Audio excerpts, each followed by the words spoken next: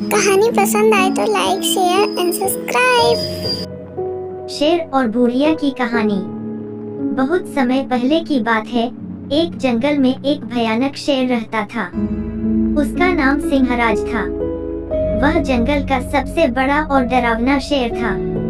उसकी आंखों में बाजू की तरह तेज चमक और उसके दांत बड़े और तेज थे। वह अपने जंगल का राजा माना जाता था, लेकिन उसका दिल भी किसी के लिए कभी नहीं था।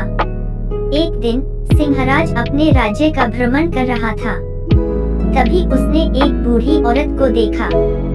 वह बहुत ही दुर्बल और असहाय थी। उसके चेहरे पर चिंगारी की तरह कीमती अनुभवों का साक्षात्कार किया गया था। उसका नाम गौरी था।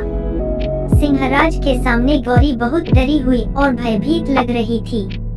सिंहराज ने उससे पूछा, तुम कौन हो और तुम यहाँ क्या कर रही हो? गौरी ने डरते हुए जवाब दिया, मैं केवल एक गरीब और बेसहारा वृद्धा हूँ। मेरा नाम गौरी है। मैं यहाँ सिर्फ अपनी आजीविका के लिए खोजती हूँ। सिंहराज ने उसे ताना, तुम गरीबी और बेसहारा होने के कारण कुछ नहीं कर सकती। मैं तुम्हें अब कभी भी छोड़ूंगा।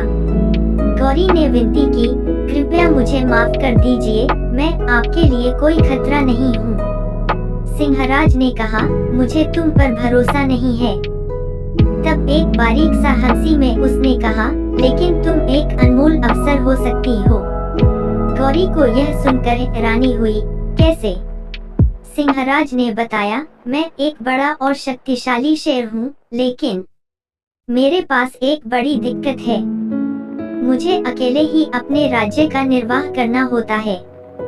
मुझे एक विश्वास पात्र और सहायक चाहिए, जो मुझे मेरे काम में मदद कर सके। गौरी को इस प्रस्ताव की प्रतिभागिता की आशा हुई। क्या मैं वह विश्वास पात्र बन सकती हूँ?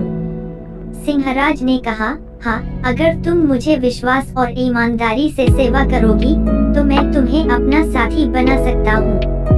गौरी ने उसे प्रतिज्ञा की, मैं आपकी सेवा में हमेशा ईमानदारी से निरंतर रहूंगी। इसके बाद सिंहराज ने उसे अपना साथी बना लिया। गौरी ने अपने समय का सबसे बड़ा और समर्पित भाग शेर के सेवा में बिताया। उसने शेर की मदद की, उसकी सेवा की और उसकी साथी के रूप में सच्चे मित्र के रूप में काम किया। शेर और बुढ़िया की यह अद्भुत कहानी हमें यह सिखाती है कि सहायता और समर्पण के माध्यम से हम अपने अवसरों को पहचान सकते हैं और एक बेहतर दुनिया की ओर बढ़ सकते हैं।